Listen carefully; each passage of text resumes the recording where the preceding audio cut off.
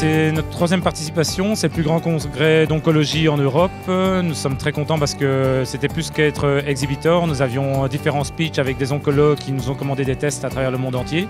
Thank you, ladies and gentlemen, to be present. I will do some introduction about the speaker and about the company before to go to the real case studies. Donc on a présenté des cas réels de réussite avec des patients que l'on a analysés, notamment d'Afrique du Sud et d'Espagne. Les oncologues qui nous découvraient, qui sont quand même très agréablement étonnés de la plateforme OncoShare que l'on a mis en place, où ils voient qu'on a intégré complètement l'information.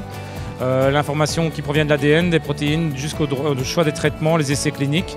Pour eux, pour beaucoup d'oncologues, c'est vraiment la première fois qu'ils voient un outil aussi abouti en termes d'analyse et d'interprétation.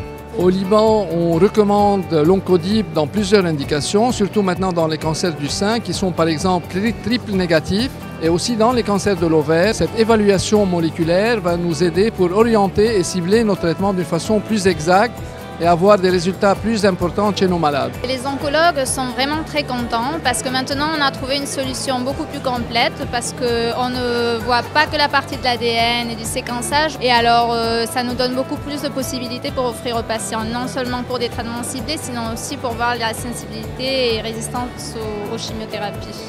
Je pense que c'est des produits très intéressants.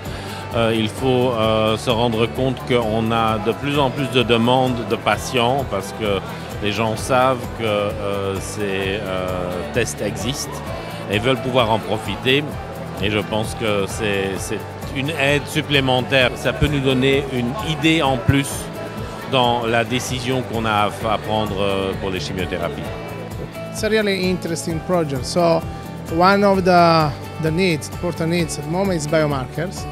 And of course, to have biomarkers in the liquids, it's really interesting and easier for patients.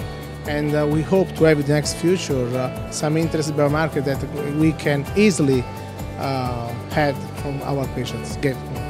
Alors on a maintenant des échantillons qui proviennent du monde entier, donc on couvre les 5 continents avec plus de 30 distributeurs, 60 pays et on voit que le rythme est en train de s'accélérer.